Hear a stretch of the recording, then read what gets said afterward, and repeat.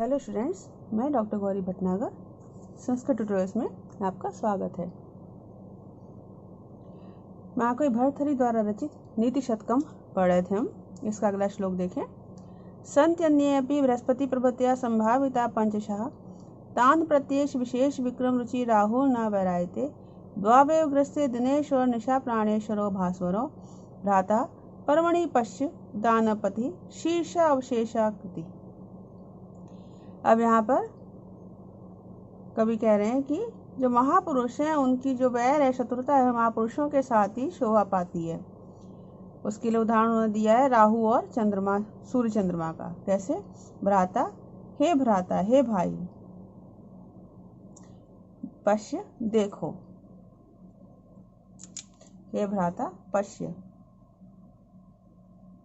देखो, बृहस्पति प्रभृत्या अन्ये अपि पंचशा संभाविता सन्ति। बृहस्पति आदि अन्य अपि दूसरे भी पंचशा पांच है संभाविता सन्ति, सम्मानित ग्रह हैं। विशेष विक्रम रुचि, किंतु विशेष विक्रम रुचि अत्यंत पराक्रम में इच्छा रखने वाले, विशेष विक्रम अत्यंत पराक्रम में रुचि रखने वाले शीर्षा अवशेषाकृति दानवपति, शीर्ष मात्र, सिर मात्र शेष आकृति वाले दानवपति, दानवों का राजा। एष राहु, यह राहु तान प्रति, उनके प्रति न वैरायते, वैर भाव नहीं रखता है, किंतु यह तो भास्वरो चमकते हुए, दिनेश्वर निशा प्राणेश्वर, दिनेश्वर दिन के स्वामी यथा सूर्य, निशा प्राणेश्वर रात के स्वामी यथा चंद्रमा, चमकते सूर्य और चंद्रमा द्वावेव ग्रस्ते, दोनों को ही ग्रसता है। मतलब कवि कहते हैं कि जैसे राहु जो है, बृहस्पति आदि और भी इतने बड़े बड़े ग्रह हैं, लेकिन उनकी तरफ कोई भी उनके प्रति वैरभाव नहीं रखता है, बल्कि जो चंद्रमा और सूर्य तेजस्वी हैं ग्रह हैं उन पर ही आक्रमण करता है। वैसे ही राजा, धनवान, बलशाली, बुद्धिमान आदि जो भी होते हैं उनका वैरभाव अपने बराबर के लोगों से ही होता है, सामान्य व्यक्तियों के साथ नहीं। यहाँ पर कवि ने जो राहु के माध्यम से कहा है कि जो राहु जो है वो शीश जिसका सिर मात्र शेष है, ऐसा राहु जो है सूर्य और चंद्रमा को ही ग्रसता है। अब यहाँ पे एक पुरानी पौराणिक कथा की ओर संकेत किया हुआ है कि राहु कैसे ग्रसता है सूर्य चंद्रमा को। अगर साइंटिफिक रीजन से देखें तो जो सूर्य ग्रहण, चंद्र ग्रहण होता है उसके बारे में कहा गया है। जो सूर्य ग्रहण होता है, सूर्य ग्रहण कब होता है? जब चंद्रमा जो है पृथ्वी और सूर्य की बीच में एक सीध रेखा में उनके केंद्र एक समान आ जाते हैं तीनों के केंद्र सीध में आ जाते हैं, तब सूर्य ग्रहण होता है। और चंद्र ग्रहण कब होता है? जब सूर्य और चंद्रमा के बीच में पृथ्वी आ जाती है और तीनों के केंद्र एक समान हो जाते हैं, तब चंद्र ग्रहण होता है। ये तो है साइंटिफिक रीजन। यहाँ पे कवि ने पौराणिक कथा की ओर संकेत किया है कि जब समुद्र मंथन हुआ था उसमें 14 रत्न निकले थे, जिसमें से अमृत भी था। अमृत को पीने के लिए देवताओं और दानवों में युद्ध होने लगा।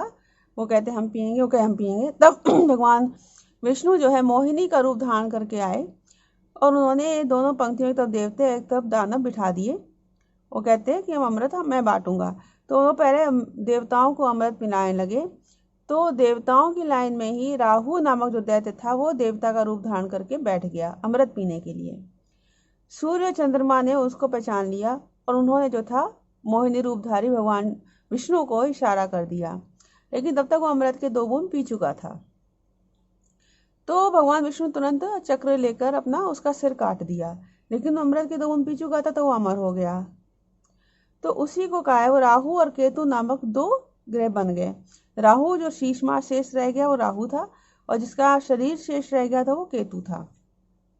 इस प्रकार से तो उसी बात का कहते बदला लेने के लिए राहु जो सूर्य चंद्रमा को ग्रसता है। ये एक पौराणिक कथा है।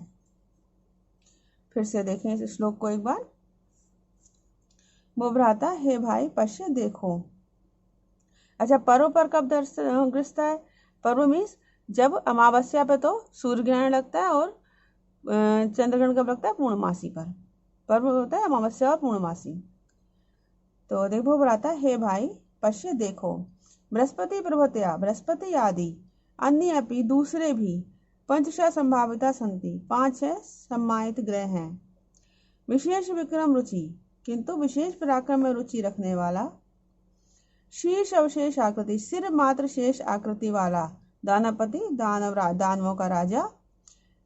एष राहु, यह राहु तान प्रति ना वैरायते, उनके प्रति कोई वैरभाव नहीं रखता है, बल्कि यह तो भासुरो, चमकते हुए, दिनेशो निशा प्राणेश्वरो,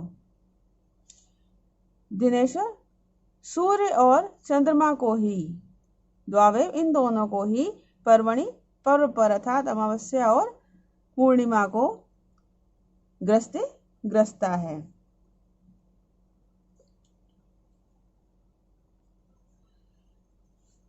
अगला श्लोक देखें।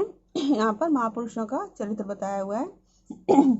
वहति भुवन श्रेणीम शेषा फणा फलक स्थिता, कमठपतिना मध्ये पृष्ठम सदा स च धार्यते, तमपि कुरुते क्रोधाधीना पयोधि अनादरा, अह महताम निसीमान चरित्र विभूतिया। अब यहाँ पे कवि कह रहा है,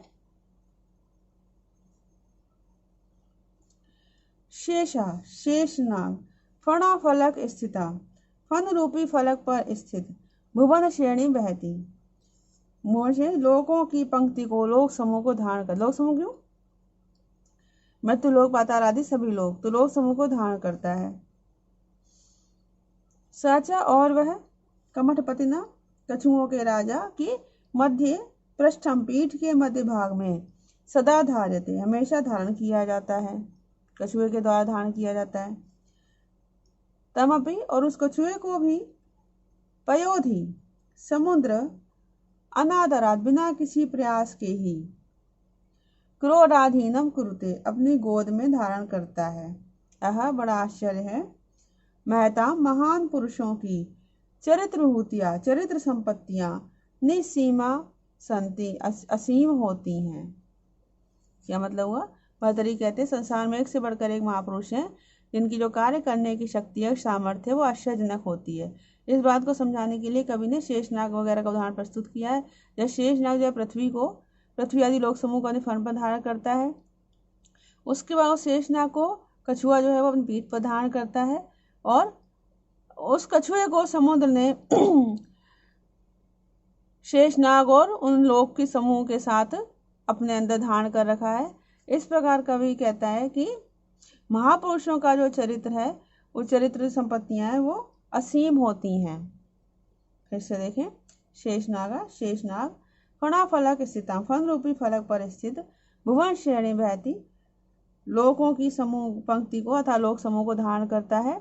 साचा, और वह शेषनाग कमठपतिनाग, कछुओं के राजा के द्वारा, मध्य पृष्ठम, पीठ के मध्य भाग पर, सदा धार्यते, हमेशा धारण किया जाता है। तमपि, उसको भी अर्थात उस कछुए को भी, पयोधि समुद्र, अनादरात बिना किसी प्रयास के ही, क्रोधाधीनम कुरुते अपने गोद में धारण करता है। आहा, अरे बड़ा आश्चर्य है। महताम महान पुरुषों की चरित्र विभूतियां निसीमा, चरित्र संपत्तियां असीम होती हैं। अगला श्लोक देखें। वरम पक्षक्षेदा समद मधवन मुक्त कुलिशा, प्रहारे उद्गच्छद बहुल दहनो उद्गार गुरु भी, तुषारादे सुनो अह पितरी क्लेश विषय, ना चासो संपाता पैसी पैसा पत्यु उचिता। अब यहाँ पर कवि कहना चाहता है कि अगर हमारे आत्मीय जन विपत्ति पड़े हुए हो तो हमें उन्हें छोड़कर नहीं जाना चाहिए। इसके लिए कवि कहते हैं कि यहाँ से उठाएंगे, उद्गच्छद बहुल दहनो उद्गार गुरु भाई, उद्गच्छद निकलती हुई, बह बहुत अधिक, दह आग की, उद्गार चिंगारियों से, गुरु भी भयंकर, निकलती हुई अनेक आग की चिंगारियों से भयंकर। समद मधवन मुक्त कुलिश, समद मद से युक्त अहंकारी, मधवन इंद्र के द्वारा मुक्त छोड़े गए, कुलिश प्रहारे वज्र के प्रहारों से, तुषार आद्र, तुषार आद्र पर्वतों के राजा अर्थात हिमालय पर्वत के सूनो पुत्र मैनाक के पक्षच्छेदावरम पंखों का कट जाना अच्छा है, किंतु यह बड़ा दुख है। पितरी क्लेश विवशे, पिता के क्लेश विवशे कष्ट में पड़े होने पर, पैसाम पत्यु जलों के स्वामी, पति में स्वामी, जलों के स्वामी था समुद्र के जैसी जल में, असो संपाता इसका गिरना ना उचिता उचित नहीं है। क्या मतलब हुआ? यहाँ पर कवि ने एक पौराणिक कथा का उल्लेख किया है। पुराणों में कथन है कि पहले पर्वतों के पंख हुआ करते थे, तो वो जहाँ चाहे उड़ के चले जाया करते थे और वहाँ पर रुक जाते थे। तो इससे क्या होता था, धन जन का अपार हानि होती थी, क्योंकि जहाँ पर्वत जाके रहे वो एकदम अपने आप को रख लेगा तो वहाँ से धन जन की हानि होती थी। तो इस बात के लिए अनेक मनुष्यों ने जो है देवताओं से प्रार्थना की, इंद्र से प्रार्थना की। तो इंद्र ने कहते हैं कि अपने वज्र से उन पर्वतों के पंख काट दिए थे। तो जब इंद्र ने पर्वतों के पंख काटे, हिमालय के पंख काटे, तो हिमालय का पुत्र मैनाक जो है वो समुद्र में जाकर छिप गया, अपने पंख ना कटे इस भय से डर के। तो उसी वक्त घटना का यहाँ पे उल्लेख किया हुआ है कि जब अपना कोई आत्मीय जन संकटग्रस्त हो तो उसे छोड़कर जाना उचित नहीं है। जैसे कि मैनाक पर्वत का पंखों का कट जाना अच्छा था, ना कि अपने पिता को कष्ट में पड़े होने पर वो समुद्र में जाकर छिप गया, यह उसके लिए ठीक था। आपने रामायण अगर पढ़ी हो तो रामायण में कहा कथा, जब हनुमान जी जो है वो श्रीलंका जा रहे होते हैं सीता जी का पता लगाने, तो वो एक छलांग लगाते हैं, वो रास्ते में मैनाक पर्वत पर रुककर वहां से दूसरी छलांग लगाते हैं। तो वही मैनाक पर्वत है जिसके बारे में यहाँ पे कहा गया है, जो समुद्र में है, उसी का यहाँ वर्णन किया गया है। उस मैनाक पर्वत पर क्षण भर रुक कर ही फिर आगे के लिए दोबारा जाते हैं। देखें एक बार फिर से, उदगच्छत बहल दहनो उद्गार गुरु भी, उदगच्छत निकलती हुई अत्यधिक अर्थात निकलती हुई बहुत ज्यादा अत्यधिक अग्नि की चिंगारियों से भयंकर, समद मधवन मुक्त कुलिश प्रहार है, अहंकारी अहंकार से युक्त इंद्र के द्वारा छोड़े हुए ब्रज के प्रहारों से, तुषार आद्रे हिमालय पर्वत के सोनो पुत्र मैनाक पर्वत का पक्षच्छेदावरम पंखों का कट जाना अच्छा है, किंतु यह बड़ा दुख है। पितरी क्लेश विषय पिता के संकट में पड़े होने पर, पैसाम पत्यु जलों के स्वामी अथा समुद्र के पैसी जल में, असो संपाता इसका गिरना न उचिता उचित नहीं है। अगला श्लोक देखें, यद चेतनो अपि पादे स्पष्ट प्रज्वलति सवितु कांता तत् तेजस्वी पुरुषा प्रकृत निकृतिम कथम सहते। अब यहाँ पे कवि कहता है कि तेजस्वी मनुष्य जो है वो अपना अपमान सहन नहीं कर सकते। इसके लिए कवि अचेतन सूर्यकांत मणि का उदाहरण देता है। कहता है कि यत जब अचेतनापि अचेतन होने पर भी, इन कांता सूर्यकांत मणि जो है वो सवितो पादे स्पृष्टा सूर्य की पाद में किरणों के स्पर्श से प्रज्वलती जल उठती है, तो तेजस्वी पुरुषा तेजस्वी मनुष्य परकृत निकृतिम कथम सहते दूसरों के द्वारा किए अपमान को कैसे सहन कर सकता है। मतलब कवि सूर्यकांत मणि को उदाहरण दे रहे हैं कि सूर्यकांत मणि अचेतन होने पर, इसमें कोई जान नहीं है, फिर भी वो सूर्य के तेज से अपमानित होकर अपनी अग्नि को बाहर निकाल देती है और जलने लगती है। तो तेजस्वी मनुष्य जो कि चेतन स्वरूप है, चेतन है, तो वो तो स्वाभिमानी है, वो किसी व्यक्ति द्वारा किए अपने अपमान को कैसे सहन कर सकते हैं। इस सूर्यकांत मणि एक मणि होती है, जब सूर्य की किरणें उसे पड़ती हैं तो उसमें से आग निकलने लगती है। तो कवि ने उसकी तुलना की कि वो मणि इतनी चमकदार है, जब सूर्य का तेज से पड़ता है तो उसको लगता है कि सूर्य का तेज मुझे अपनी चमक से अपमानित कर रहा है, तो उसके अंदर की जो अग्नि है बाहर निकल आती है और जलने लगती है। इसका उदाहरण कवि ने तेजस्वी मनुष्य से दिया है। देखिए, यद अचेतनोपि जब अचेतन होने पर भी, सूर्यकांत मणि सवितु पादे स्पृष्टा प्रज्वलति सूर्य की किरणों के स्पर्श से जलने लगती है, तब तेजस्वी मनुष्य परकृत निकृतिम कथम सहते दूसरों के द्वारा किए अपमान को कैसे सहन कर सकता है। अगला श्लोक देखें। यहाँ पे कहते हैं कि तेजस्वी होने में आयु कारण नहीं होती। मीन्स जिसके यहाँ तेजस्विता है वो चाहे छोटा ही क्यों ना हो वैसा ही होगा। सिंहा शिशु अपि निपतति मद मलिन कपोल भित्तिषु गजेषु प्रकृति एवं सत्वताम ना खलु वह तेजसो हेतु। अब यहाँ कवि कहते हैं शिशु अपि सिंहा, बच्चा भी शेर, मद मलिन कपोल भित्तिषु गजेषु, मद जल से मलिन, कपोल भित्तिषु कपोल स्थल वाले, गजेषु हाथियों पर निपतति प्रहार करता है। सत्वताम शक्तिशाली जनों का इयम प्रकृतिय स्वभाव है। वयः तेजसो हेतुना, आयु जो है वो तेज का कारण नहीं होती। क्या ना वो कवि कहते हैं कि शक्तिशाली व्यक्ति कभी भी दुर्बल व्यक्तियों को नहीं सताते हैं, बल्कि अपनी वीरता का प्रदर्शन वीर शत्रु पर ही करते हैं। जैसे कि सिंह का बच्चा जब बच्चा है फिर भी वो छोटे पशुओं को नहीं मारने की कोशिश करता, बल्कि जंगल के शक्तिशाली पशु हाथी पर ही प्रहार करता है। तो कभी कहना चाहता है कि तेजस्विता जो है वीर पुरुष का स्वाभाविक गुण है। उम्र यहाँ पर, आयु यहाँ पर मायने नहीं रखती कि ये बड़ा होगा तब तेजस्वी होगा, ये मायने नहीं रखता, बल्कि तेजस्विता जो है बचपन से ही होती है। जैसे शेर का बच्चा छोटे होने पर भी वो हाथी पर ही हमला करता है, बड़े पर भी। ये नहीं कि अगर सिंह का बच्चा छोटा है तो छोटे जीव जंतुओं को मारेगा, ऐसा नहीं है।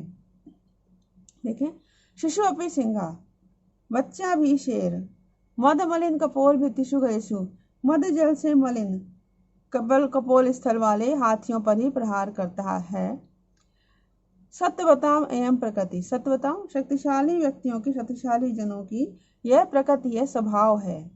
वह तेजसो हेतु ना खलु, निश्चित रूप से आयु तेजस्विता का कारण नहीं होती। इस प्रकार कवि ने यहाँ पर तेजस्विता के विषय में बताया है। इस वीडियो में इतना ही। साथ बने रहने के लिए धन्यवाद।